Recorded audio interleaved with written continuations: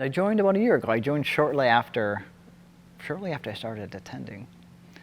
So I was very inspired. I'd been searching, for a church home for a while, and had been looking at, had looked at Plymouth before. I'd looked at the website, and something drew me back to investigate it again because I was particularly looking for an early morning service on Sundays.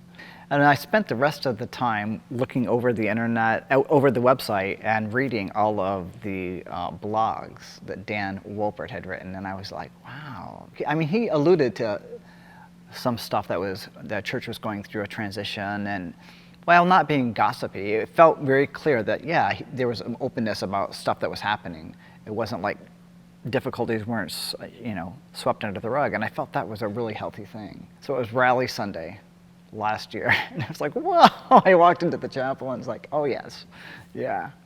And I was warmly greeted by several people. Yeah, it was an interesting experience. I actually prayed out loud, which I rarely feel called to do. I usually have a physical sensation in my throat and my chest when I need to say something out loud. And so I was like, oh, it's the first time here visiting, and I'm going to offer this prayer during communal prayer time. I just think they're solid preaching. Like, I think that when I came, the messages I heard from everybody, it's really solid. But I like the contemporary feel of that service compared to a more traditional service. And so there's more of a relational feeling in the first service that I appreciate and that I value, and that feels sacred to me. There's also just a more relaxed flow overall to the kind of sequencing of how things unfold. It's always the same pieces, but the fact that, number one, there's a lot of involvement from families each week. There's a family who hosts, right? And that the congregants are very engaged, even in the praying. Everyone has a chance to say a prayer out loud if they want. So there's a lot of shared leadership in a way. I mean, that invitation to be involved has continued in different ways.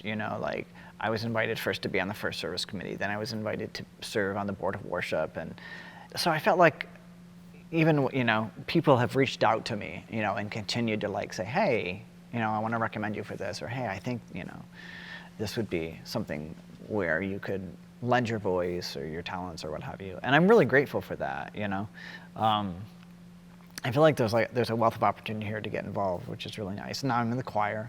You hear that a lot. I come here for the music. It's like, really?